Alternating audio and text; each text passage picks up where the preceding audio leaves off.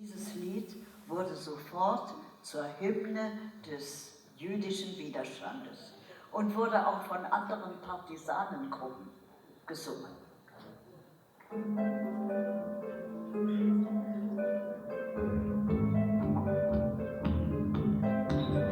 So, ich kenn mal, als du gehst im letzten Weg, und in mir nahe der verstellen neue Tag.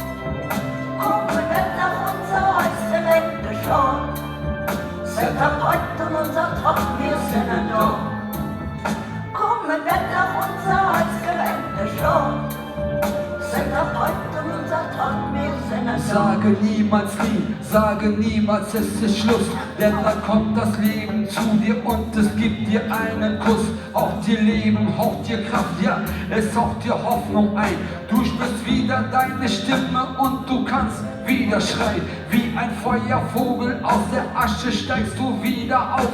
Kinderaugen, die glänzen, aus denen wir schauen, um wieder Schritt für Schritt in die Zuversicht zu gehen. Neugeboren mit Kraft, um dieses Leben durchzustehen. Das Lied geschrieben ist mit Blut und nicht mit Leid. Seit ich geknebelt von der Freude läuft er frei. Das hat das Volk zwischen Fallende gewählt. Das Lied gesungen mit einer Garde signiert. Sie waren ungefähr 10 Jahre alt, als Sie im Saarland sozusagen die Machtübernahme der Nazis erleben mussten. Und jetzt nach über 80 Jahren hat man eine Situation, wo mit der AfD eine offen rechtsextreme Partei wieder in den Bundestag einzieht. Was macht das mit Ihnen? Das ist ganz schlimm für mich. Und nicht nur für mich, sondern für all diejenigen, die eben das alles miterlebt haben damals. Und wir sehen auch irgendwelche Parallelen zur damaligen Zeit und das macht uns natürlich Angst. Ja? Ich finde es überhaupt ganz furchtbar, ja, dass es überhaupt wieder Nazis gibt hier in Deutschland. Ja? Und nicht nur in Deutschland, sondern die haben sich ja ganz schön vermehrt, ja? Auch im Ausland, also in vielen anderen Ländern, sowohl in Europa als auch in der ganzen Welt. Ja? Und das macht mir irgendwie Angst. Ja? Weil darum mache ich ja auch diese ganze Arbeit. Ja? Gehe in die Schulen und ich finde, man muss erstmal den Jugendlichen beibringen, ja, was damals geschah. Weil es gab ja überhaupt keine Entnazifizierung hier in Deutschland. Ja? Es gab auch keine Aufklärung über den Holocaust. Ja? Und nach 1945 war das wie so eine Wand. Ja? Man hat einfach geschwiegen. Es ist eigentlich nahtlos weitergegangen. Ja? Keine Stunde Null. Ja, es ist alles, die Nazis, ja, die zum Teil große Posten in der NSDAP gehabt haben, ja, sind alle wieder in ihre Stellungen zurückgegangen. Ja. Man hat sie einfach wieder machen lassen. Ja. Adenauer hat große Nazis, ich will gerade nur Globke nennen, ja, wieder in die Regierung geholt. Ja. In Schulen sind Lehrer wieder auf ihren Posten gewesen, Rechtsanwälte, Richter vor allen Dingen. Ja. Also ich wundere mich gar nicht, ja, dass wir so viele Nazis wieder haben. Es gab Ja. keinen Bruch, sondern eigentlich eine Kontinuität. Nein, kontinuierlich ist es weitergegangen. Ja. Und es war natürlich so, dass die Leute geschwiegen haben, weil sie also natürlich nicht erzählt haben, was sie damals getan haben. Ja. Sie haben es auch sich nicht getraut, in die NPD zum Beispiel reinzugehen, ja, die ja eine Nachfolgeorganisation der NSDAP ist. Ja. Und die konnten alles machen. Ne? Das, ich kann es einfach nicht begreifen, dass die Regierung nichts dagegen macht. Ja? Jetzt, wo wir die AfD haben, da gehen diese ganzen Leute, die sich gescheut haben, in die NPD zu gehen, die gehen jetzt in die AfD, ja? Weil das angeblich keine rechte, also keine Nazi-Partei ist. Aber es ist wirklich ganz, ganz schlimm, ja, für mich jedenfalls. Sie haben diese Parallelen angesprochen. Ja, Ähm, also ich sage nur eine Parallele zum Beispiel. Das richtet sich nicht nach Deutschland, sondern Frankreich. Ja?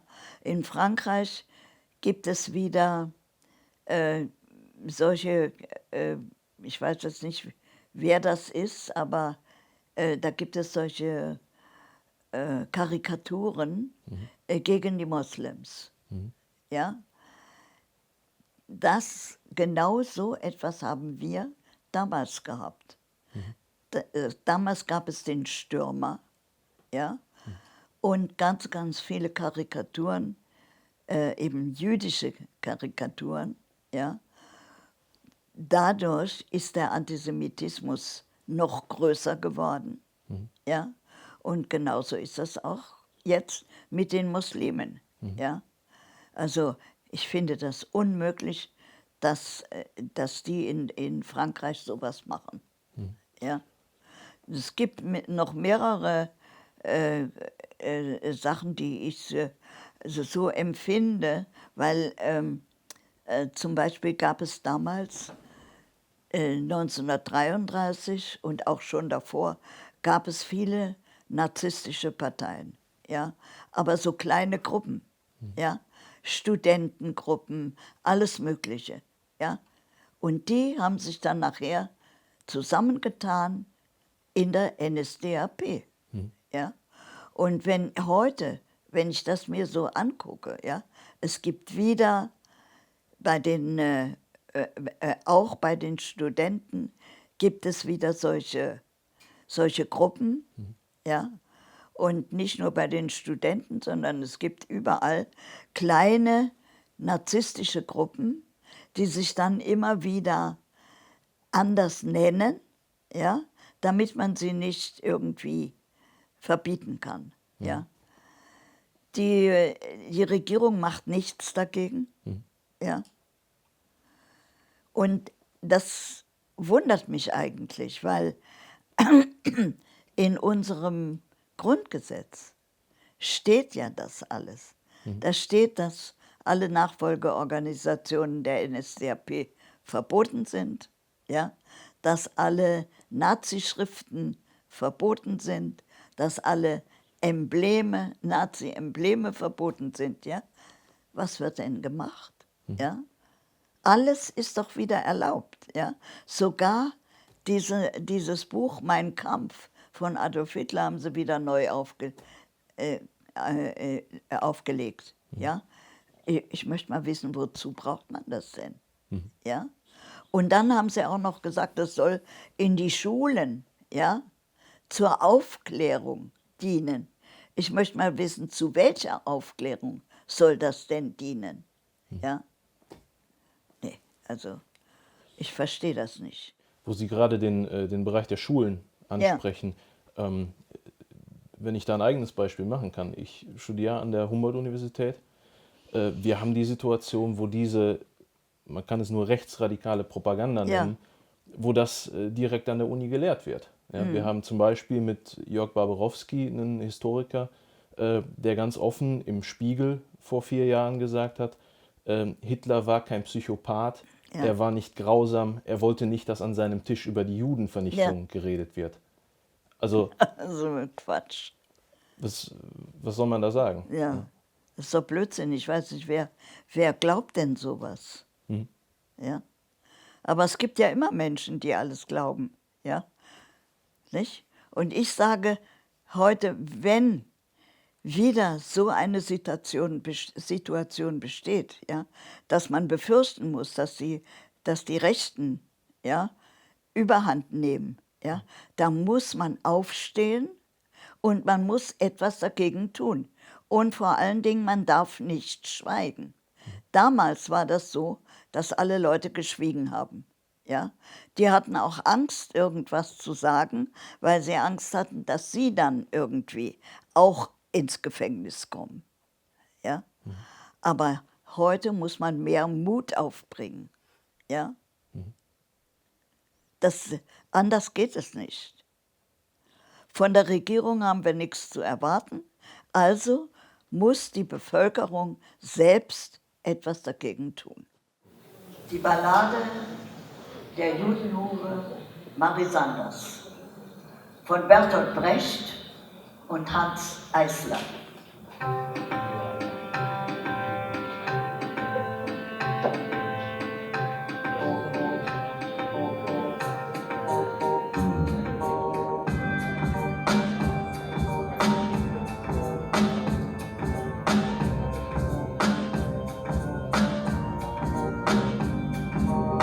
Wird zu Recht vergesetzt, sie sind seelenlos, Angst wird verbreitet, ruhelos, fassungslose Sicherheit verzehrt, ihre Herzen sind leer. Liebe wird bestraft, sühnen sich im Blut mehr, sind dem Teufel verschrieben, im Namen der Ehre, was sie stolz nennt, verbreitet, Verwüstung und Leere. Sie hassen uns wofür, wir leben und stehen, verweigern uns die Welt mit unseren Augen zu sehen. Sie lügen, sie blenden, sie sperren uns ein, sie können uns nicht fangen, unsere Liebe ist frei. Sie jagen uns durch Straßen, um uns zu makeln, unsere Liebe vereint, für sie ein makelndes Fleisch. Steht auf in den Vorstädten, die Trommel schlagen mit Macht. Gott im Himmel, wenn sie etwas vorhätten, wäre es heute Nacht.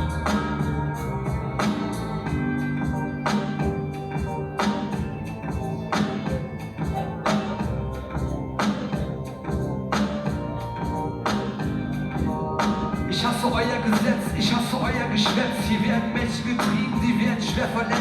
Zusammengetrieben, zusammengefärscht, um zu zeigen, dass Ordnung in diesem Lande herrscht. Wer nimmt und stiehlt, der profitiert. Wer nichts Liebe sucht, der verliert. Wer Liebe mischt, daraus machen sie kein Hehl. Wer Liebe mischt, der gibt einen Schießbefehl. Oh Kinder, lauft mit zweierlei Blut, ihr bleibt, versteckt euch, wo ihr seid. Ob Mann auch weit der brauner Schnee fällt und bedeckt das Land, tiefe Narben werden in die Herzen gebrannt. Das Fleisch Steckt auf in den Vorstädten, die Trommel schlagen mit Macht.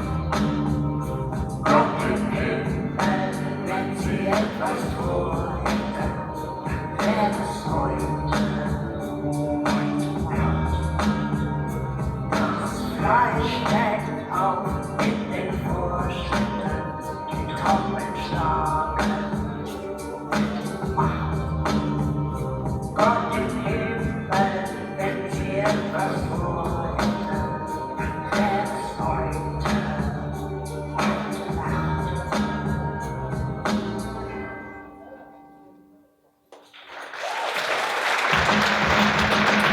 nicht auf den Falschen ein, denn es könnte ein Fremder sein. Mit blasser Haut und schwarzem Haar, weiß nicht wohin und wo seine Heimat var. Çünkü nefret ile yatan, ölüm ile kalkar. İnsanlık ölüm yatağında yanan canlar. Hak için alınıyor, dünyamız kararıyor. Onların hak dediği dünyayı karartıyor. Fleisch schlägt auf in den Vorstädten, die Trommel schlagen mit Macht. Gott im Himmel, wenn sie etwas vorhätten, wäre es heute Nacht. La la la la la la la la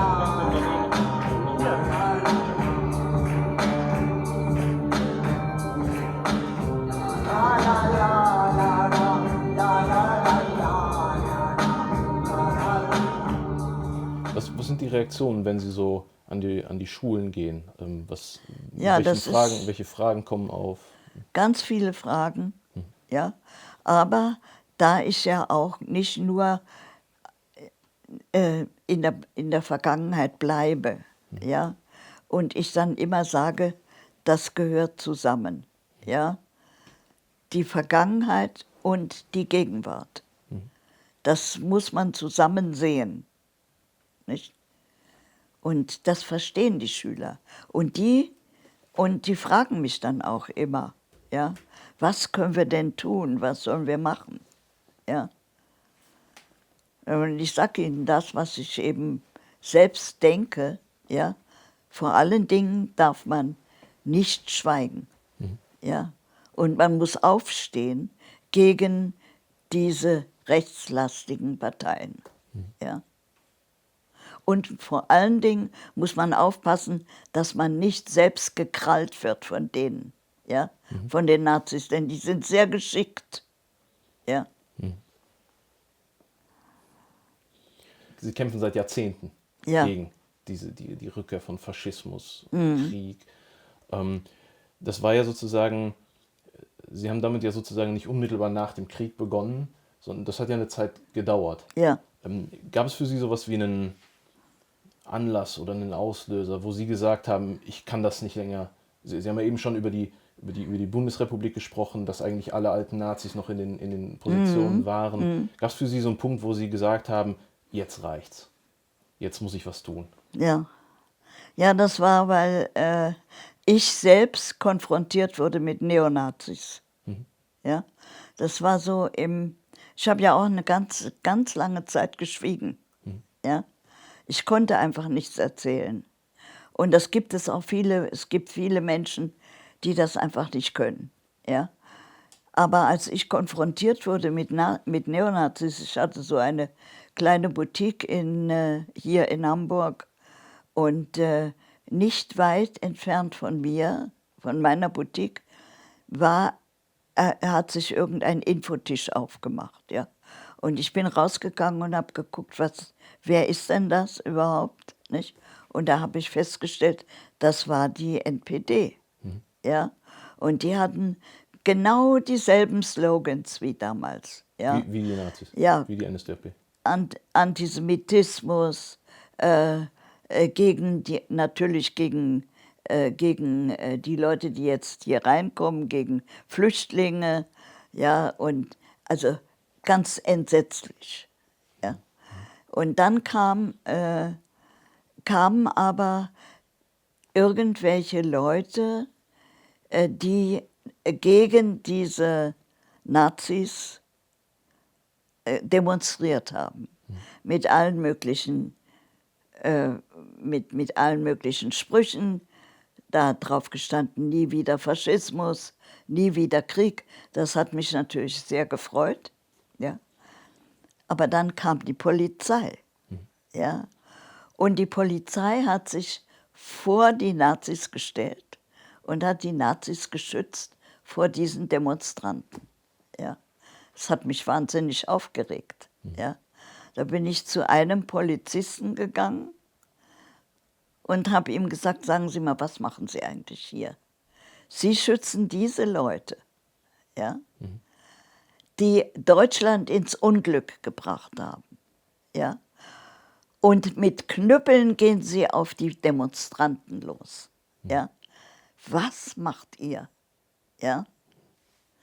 Da hat er zu mir gesagt, gehen Sie wieder in Ihre Boutique, sonst kriegen Sie noch einen Herzinfarkt. Das hat mich noch mehr geärgert. Und dann habe ich ihn so am Revers gepackt. Ja?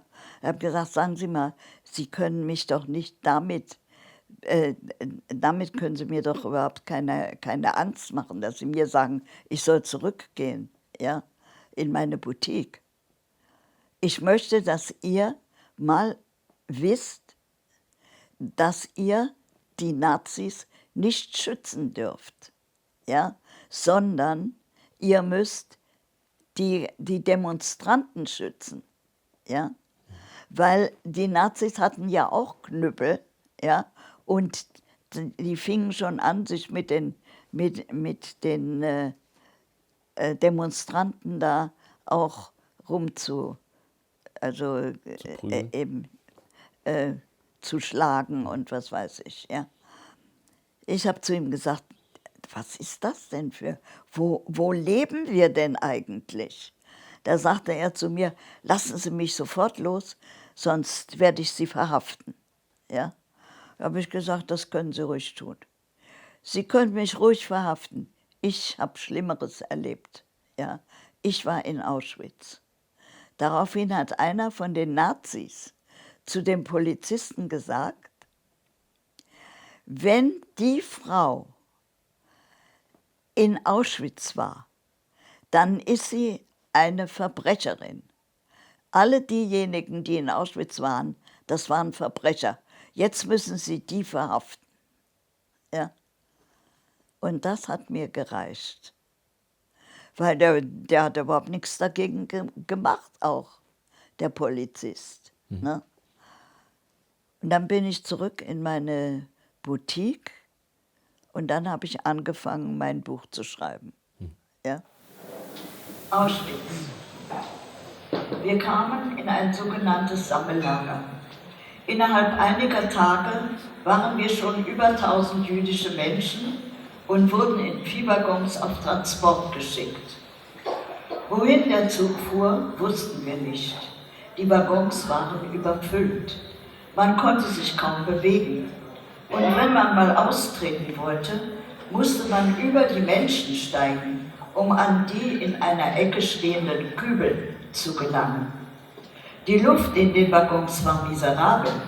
Im Lauf der Zeit wurde sie immer schlechter.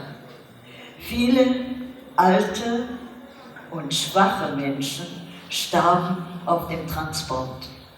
Wie lange wir fuhren, weiß ich nicht mehr. Der Zug hielt mehrmals. Durch das kleine vergitterte Fenster konnten wir nicht erkennen, wo wir hielten. Jedes Mal dachten wir, jetzt sind wir erlöst, jetzt können wir der stinkigen Luft entfliehen. Aber dann fuhren wir wieder weiter. Nach ein paar Tagen nicht beschreibbaren Erlebens hielt der Zug endlich. Am 20. April 1943. Und die Türen der Waggons wurden geöffnet. Wir stiegen aus den Waggons. Einige zivil gekleidete Männer begrüßten uns zunächst ganz freundlich. Es hieß, wir kämen in Arbeitslager, Frauen und Männer getrennt. Etwas entfernt von der berühmten Rampe standen einige Lastautos. Die Männer, die wir für Vorarbeiter hielten, sagten, wer krank oder gehbehindert sei, solle auf die Lastautos steigen. Außerdem sollten das auch Mütter mit kleinen Kindern, schwangere Frauen und Frauen über 45 Jahre tun, da der Weg zum Lager ziemlich lang sei. Viele stiegen auf die Wagen. Einige junge Menschen, die mit ihren Eltern mitgehen wollten, wurden von den Männern zurückgehalten. Sie sollten ins Lager laufen. Die Autos fuhren in die Gaskammer, was wir damals noch nicht wussten. Männer und Frauen, die zurückblieben, wurden getrennt. Die Männer gingen in ein anderes Lager. Als wir durch das Tor kamen, wurden wir von SS-Frauen und SS-Männern mit folgenden Worten begrüßt. So, ihr Saujuden, jetzt werden wir euch mal zeigen, was Arbeiten heißt. Wenn ich so ein bisschen in die Vergangenheit schaue, ich meine, für mich ist das nicht wirklich vorstellbar, ja, wenn man jetzt nach sozusagen 80 Jahren nach der Erfahrung mit den Nazis das wieder erlebt. Ich frage mich, wie haben Sie das erlebt, als die Nazis zum ersten Mal aufgetreten sind? Wie war das, als Sie damit als Kind konfrontiert waren? Wie haben Sie das erlebt? Also ich habe das erlebt, als ich so, ich glaube 9 oder 10 Jahre alt war. Es war ja so, dass ich unten in Saarbrücken gelebt habe und das Saarland gehörte nicht zu Deutschland. Ja? Das war Status quo. Und, es gab damals eine Abstimmung, ja? Die Leute sollten sich entscheiden, ob sie im Völkerbund bleiben oder ob sie, ob sie zu Deutschland gehören wollen. Ja? Und dann die Abstimmung ergab dann, dass das Saarland wieder zu Deutschland zurückgeht. Und das war im Jahre 1935 und da kam Hitler nach Saarbrücken und die Leute haben da alle gestanden auf der Straße, haben ihn begrüßt, Heil Hitler, ja. Und ich stand dazwischen. Natürlich habe ich ihn nicht begrüßt, ja. Das war das erste Mal, dass ich überhaupt das so empfunden habe. Oho, was wird das? Ja, wir haben ja schon gehört, dass in Deutschland eben die Juden verfolgt wurden. Ja? Und dann haben wir gedacht, oho, jetzt kommen die auch hierher und dann werden wir auch ganz Schlimmes erleben. Und so war das dann. Ja? Wir sind aus den Schulen rausgeflogen. Ja? Wir durften nicht mehr in christlichen Schulen lernen. Ja? Die jüdische Gemeinde musste eine Schule eröffnen, ja? Damit die jüdischen Kinder etwas lernen können. Ja? Und wir waren also isoliert. Freundinnen durften nicht mehr mit uns überhaupt spielen oder sich mit uns unterhalten, durften sich nicht mehr treffen mit uns, weil die Eltern es nicht erlaubt haben. Ja? Und das war schon ganz schön schlimm für uns. Ja? Weil wir immer gedacht haben, was haben wir denn denen eigentlich getan? Ja? Warum hassen die uns? Nicht?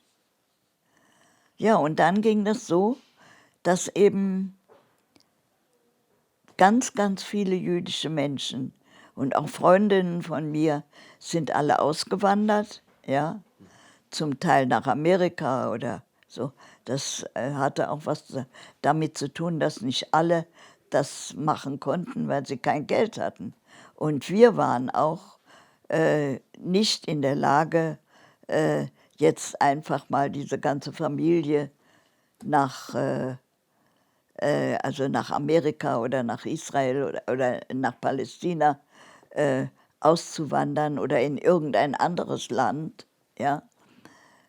Das war einfach nicht möglich. Mein Vater war ein sogenannter deutscher Patriot. Der hat im Ersten Weltkrieg gekämpft. Ja? Der hatte das Eiserne Kreuz, ja, 1. Klasse. Der war verwundet.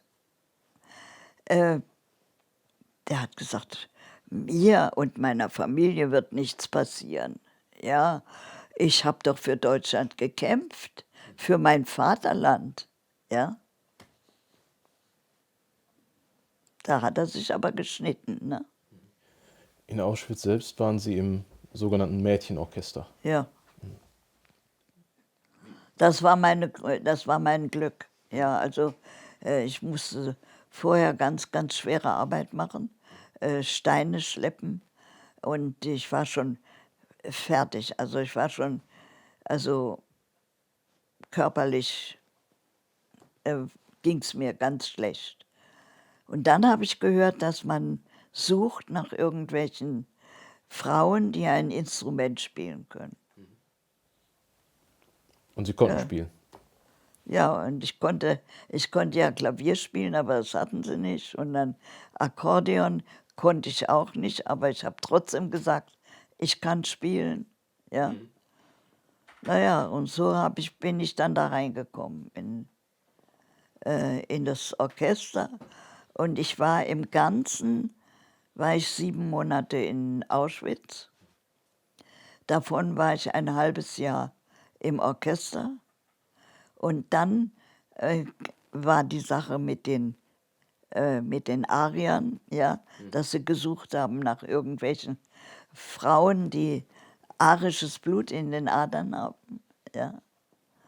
Und da habe ich mich gemeldet, weil mein Vater hatte ja eine christliche Mutter. Ja. Also ich hatte eine christliche Oma und habe ich mich gemeldet. Ich habe gedacht, das akzeptieren die gar nicht. Ne?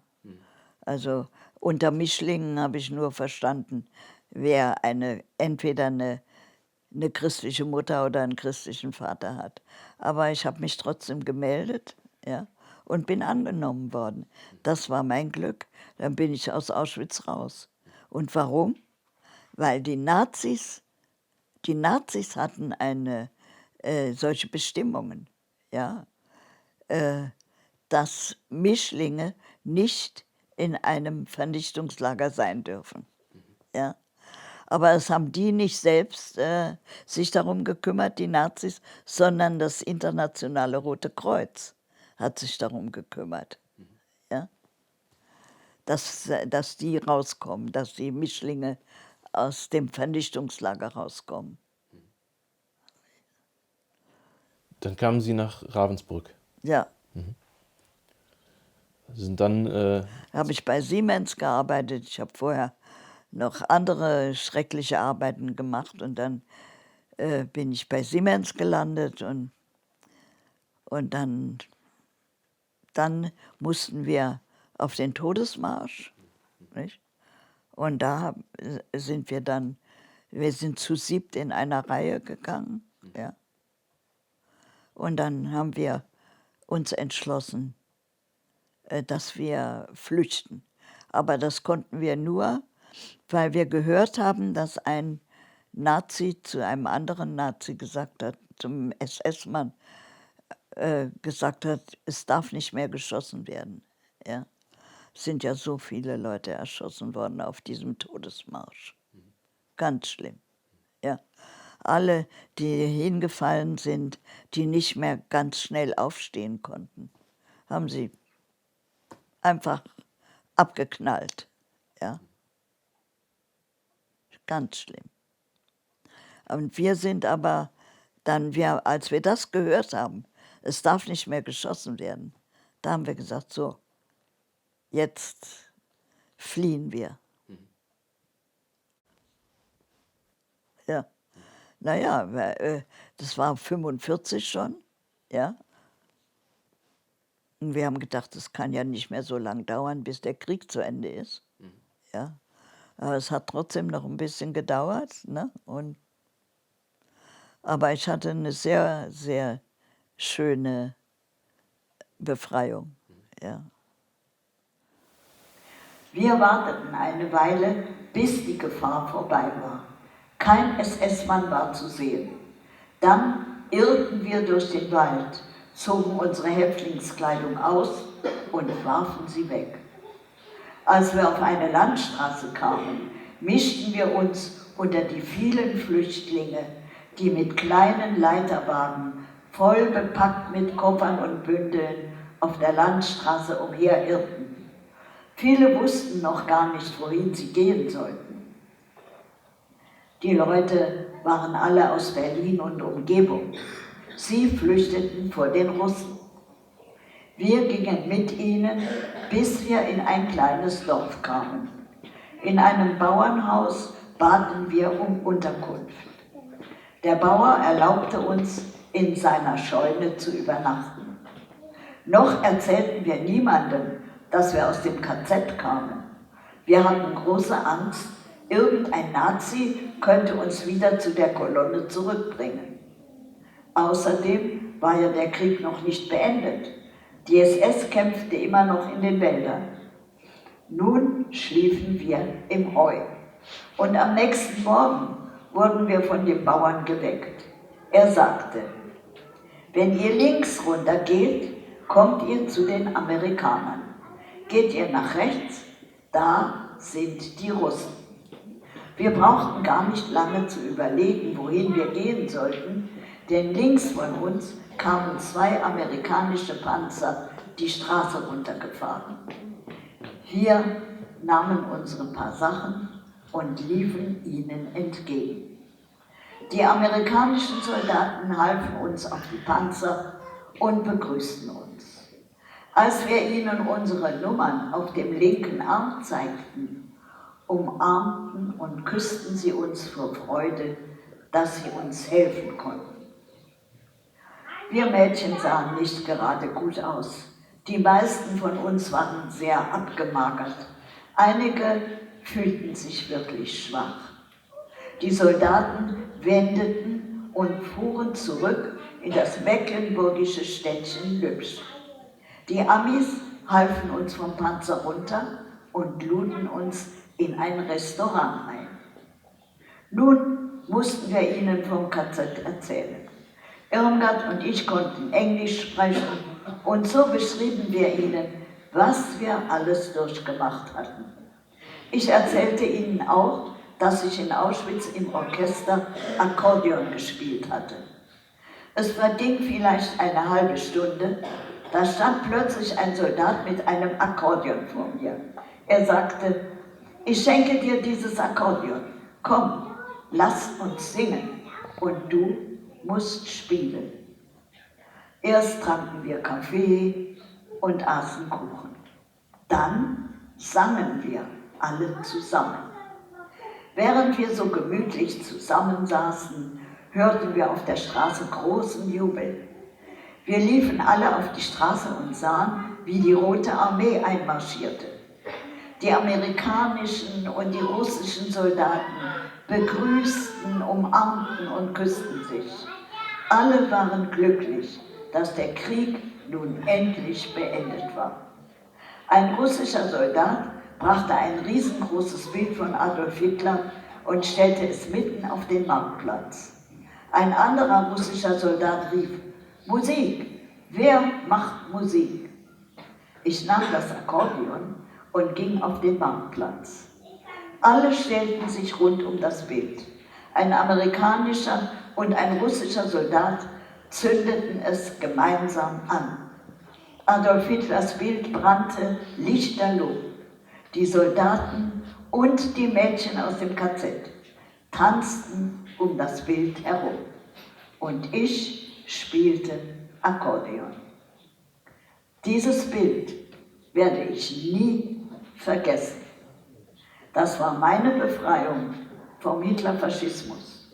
Und ich sage immer, es war nicht nur meine Befreiung, es war meine zweite Geburt. Wie ging Ihr zweites Leben weiter? Sie sind dann... Ja, wir sind dann immer noch weiter gegangen. Wir haben von den Amerikanern gehört, dass es noch ein Konzentrationslager gibt, Bergen-Belsen, ja, und das wurde umfunktioniert in ein Displaced Persons Camp, ja, und da haben wir gesagt, also wir wollen in Deutschland nicht mehr bleiben, ja, wir wollen so schnell wie möglich auswandern, ja. Und da waren auch Freundinnen von mir, die gesagt haben, nee, nach Palästina wollen sie nicht, die wollen lieber nach Amerika auswandern. Ja? Und dann haben wir gesagt, so, dann gehen wir doch erstmal dahin. Ja? Und ich habe da eine ganz tolle Sache gehabt in Bergen-Belsen.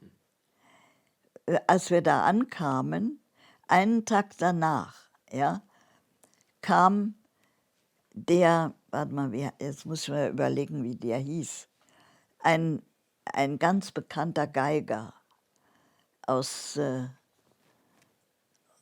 oh Gott, wie hieß denn der noch? Aus Amerika, der war in Amerika, das war der einzige, Yehudi Menuhin.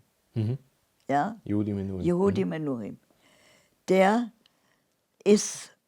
war der Erste, der in diese Lager gegangen ist, um dort ein Konzert zu machen für die ehemaligen Gefangenen.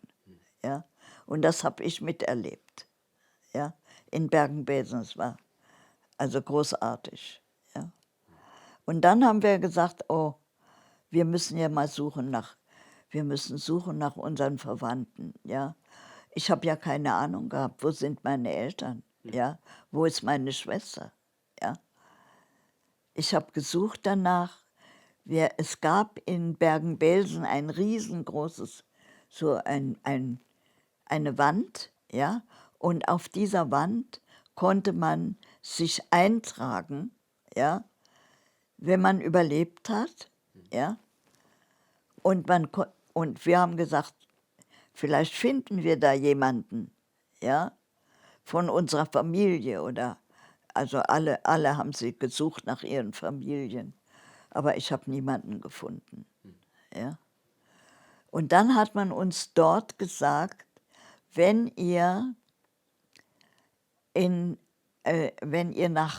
nach Fulda fahrt oder geht, ja, in Fulda in der Nähe von Fulda, gibt es ein ehemaliges Vorbereitungslager zwecks Auswanderung nach Palästina. Ja. Das haben sie wieder neu eingerichtet. Ja. Und die haben das genannt Kibbuz Buchenwald. Ja. Wenn ihr dahin geht, dann habt ihr die Möglichkeit, nach Palästina auszuwandern. Dann sind wir von Bergen-Belsen, also meine Freundin und ich, ja, wir sind von Bergen-Belsen aus gelaufen bis Fulda. Ja. Es gab keine Züge, es gab keine Autos, ja, wo man mitfahren konnte. Ja, die militärischen Autos, die haben uns immer so ein Stückchen mal mitgenommen, ja.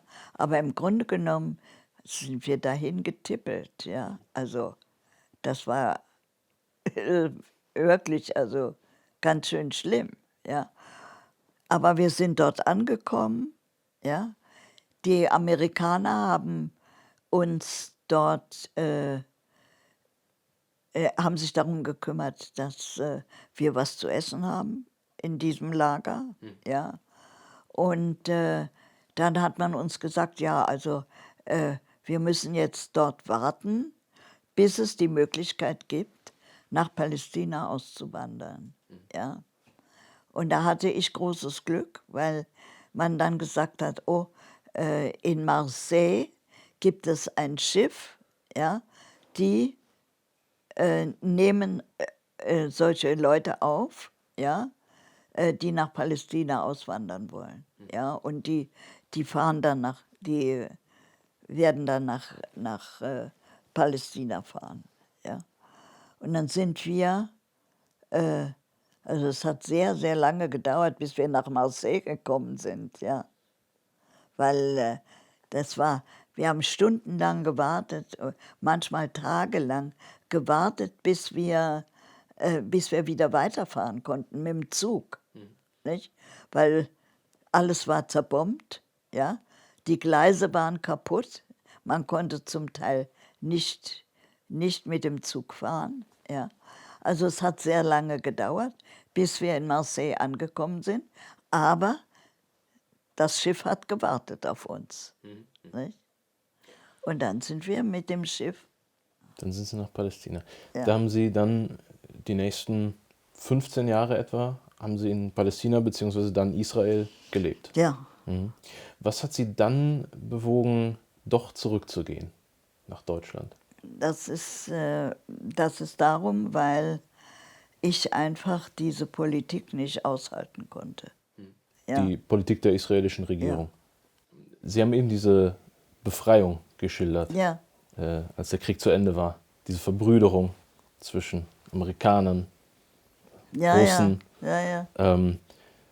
Wenn Sie sich das so vergegenwärtigen vor dem Hintergrund der jetzigen politischen Situation, was? Also, ich kann nur sagen, also ich erzähle das immer, weil ich weiß, heute ist es nicht mehr so. Ja? Die würden sich nicht mehr umarmen wahrscheinlich momentan. Ja? Also ich weiß überhaupt nicht, was da los ist mit dem. Also die Amerikaner, also meiner Meinung nach, also dieser Trump, das ist ja, der ist ja nicht normal, ne? Also ich weiß nicht, wie man so jemanden überhaupt wählen kann, ja? Aber das ist typisch. Das ist typisch, weil er ein Mann ist mit ganz, ganz viel Geld, ja? Und es geht ja jetzt in dieser Welt geht es ja nur um Geld, ja? Und deswegen kann ich schon verstehen, dass die alle denken, naja, der Mann, der wird ja noch so und so viele Wunder machen, ja? Die werden sich wundern. Wie sehen Sie ihn im Vergleich zu zum Beispiel zu den Nazis? Ich meine, Trump appelliert ja auch offen an faschistische Kräfte, an Ja, offene Rassisten. Also der ist irgendwie ein Rassist, ja. Obwohl ich das überhaupt nicht begreife. Und er ist der beste Freund von Netanyahu. Ja? Also, und das ist schon mal typisch. Ja? Inwiefern? Das ist ganz schlimm.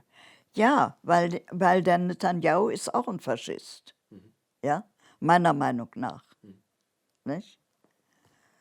Und die passen ganz gut zusammen, finde ich. Und das wird ziemlich schwierig. Ja? Und darum ist auch weil eben diese schreckliche Politik, diese unmenschliche Politik von Israel, ja, wenn das nicht wäre, ja, dann hätten wir auch keinen neuen Antisemitismus. Ja? Aber es ist wirklich so, dass eben alles in einen Topf geschmissen wird. Ja? Also das Judentum, ja, der Zionismus und Israel. Ja? Das sind verschiedene Dinge. Ja?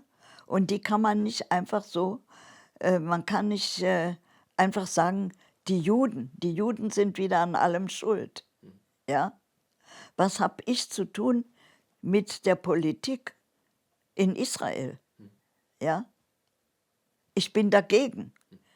Und warum bin ich dann eine Antisemitin, ja, sozusagen, ja, wenn ich gegen die Politik in Israel spreche? Ja? Das ist doch absurd, so etwas. Ja? Und es gibt aber heute in Deutschland, ja, Deutschland will, ich sage immer, warum sagt unsere Regierung nicht mal etwas gegen diese menschenverachtende Politik in Israel? Ja?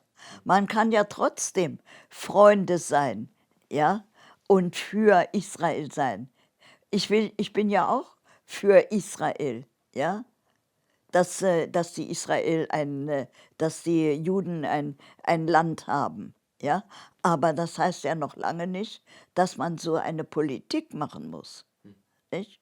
Und dass man das gutheißen muss, ja. Ich verstehe manchmal die Welt nicht mehr.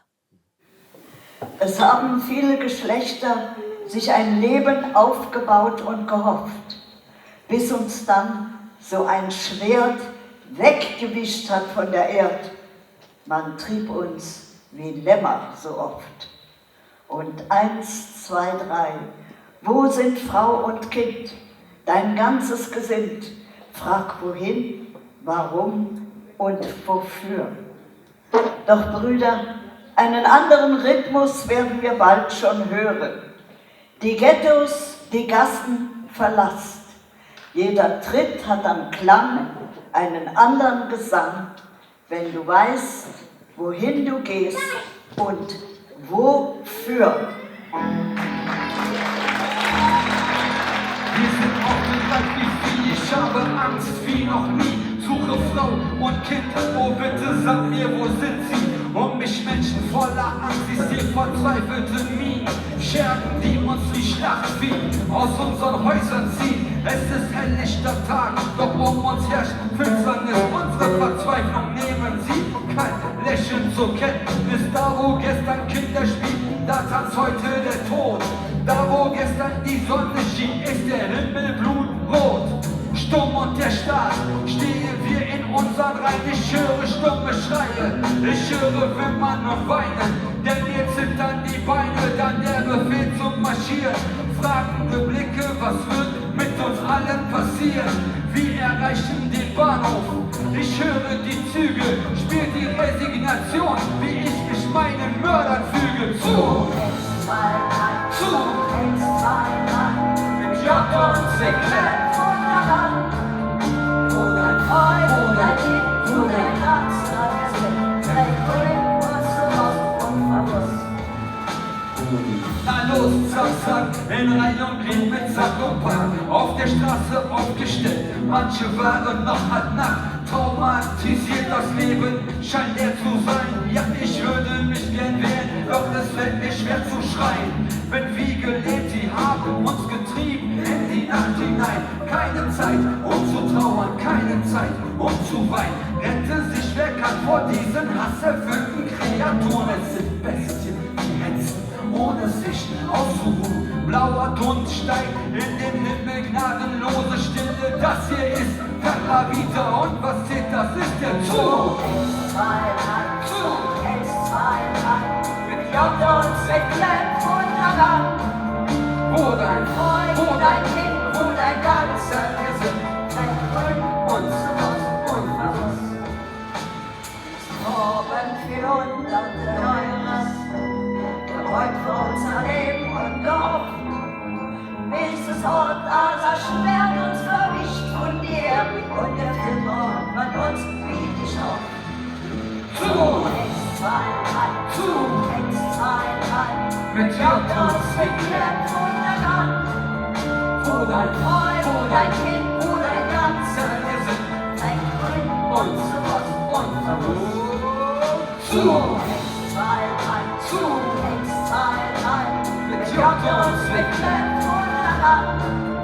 Wo dein Wo dein Kind, wo dein ganzer Gesicht, dein Grün und Rost unverwusst.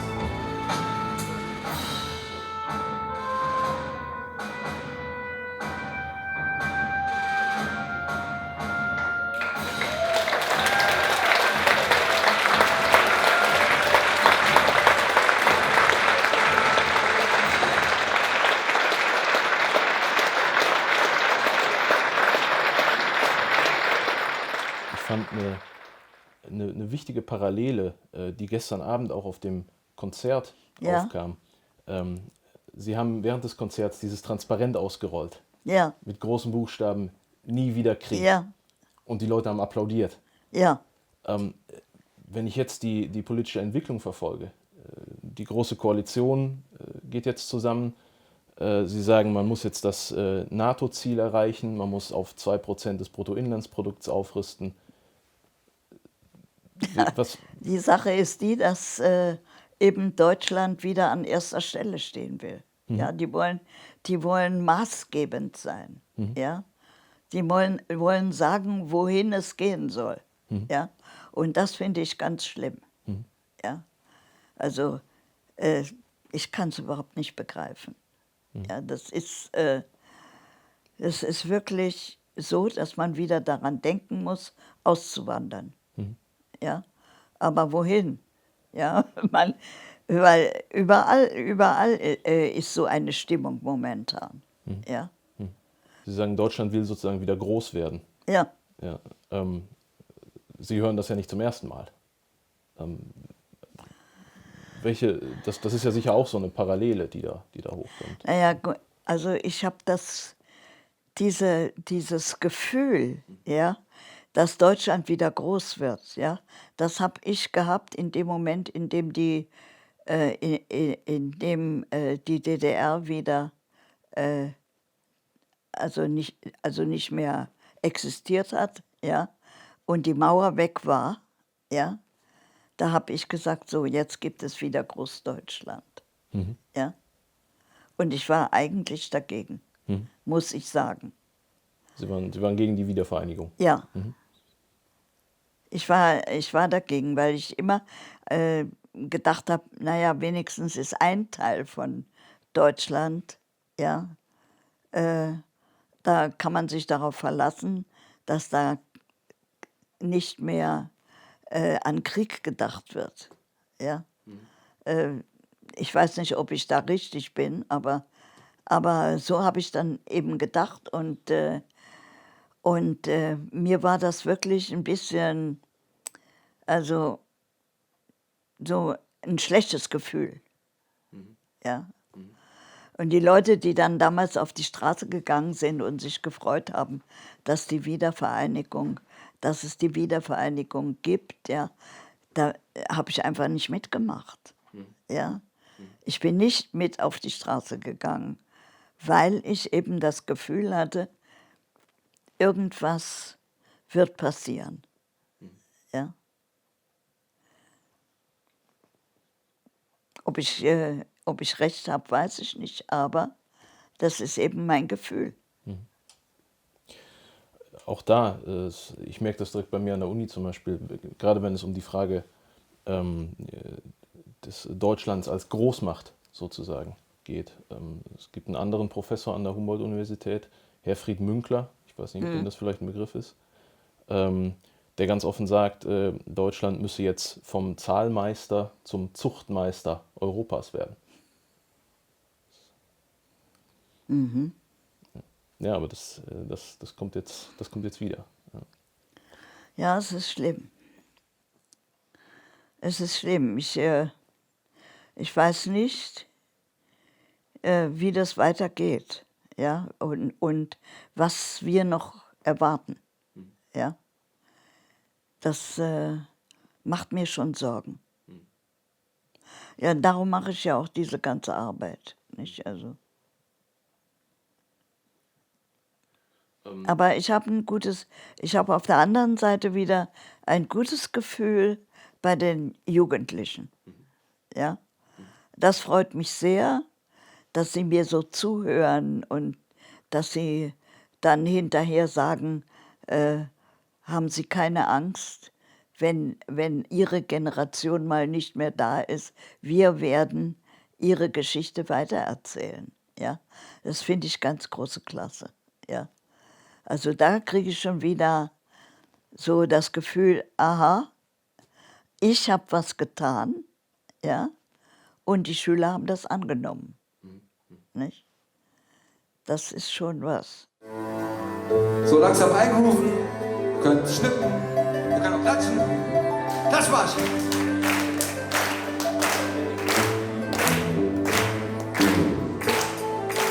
Also langsam macht ihr euch bereit.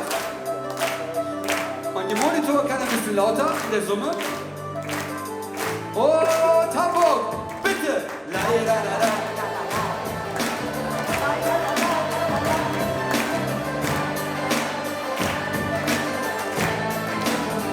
Denn Privatvideos vom letzten Urlaub auf so Rennen, Tränende Augen, Gänsehaut, die Zeit hier davon rennt. 40 Jahre kleiner Leben zwischen Himmel und Hölle. Du nimmst es in Kauf, kostet was es wolle, einmal König zu sein. Dann recht verteidigen, die Worte, die dich beleidigen, die kannst du nicht begreifen. Warum die Frage, dein Blick ins Leere, als wäre das ganze Leben deine persönliche Lehre. Ohne eine Chance auf deinen Meisterbrief, während die Stadt steht, du mit Kehrblech und Besen durch die Gassen liefst. Plötzlich heißt für dich nur noch Stopp. Wann geht der Himmel für mich wieder auf, ja? Wann geht der Himmel auch für mich wieder auf? Wann geht der Himmel wieder auf? Wann schickt die Sonne ans Zimmer der Himmel wieder? Wann geht der Himmel und alle? Leider.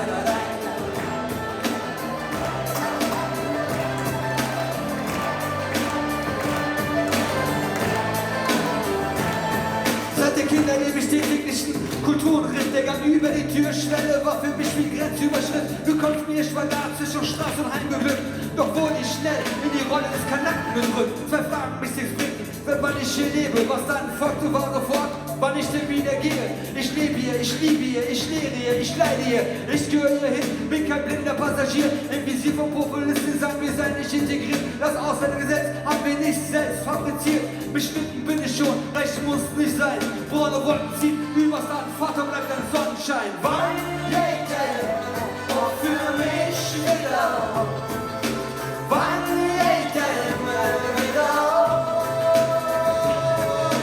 Wann schickt die Sonne wieder? Sind wir denn wieder der Brüder? Wann geht der Himmel wieder?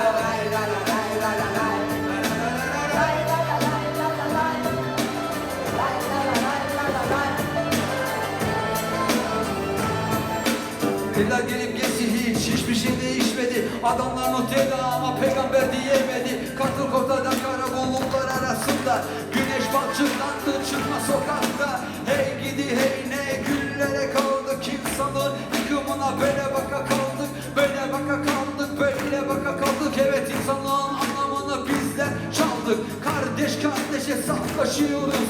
Menfaat için ısrar ediyoruz. İnsanın sonu dünyanın sonu demektir. Bence buna karşı savunmak gerektir.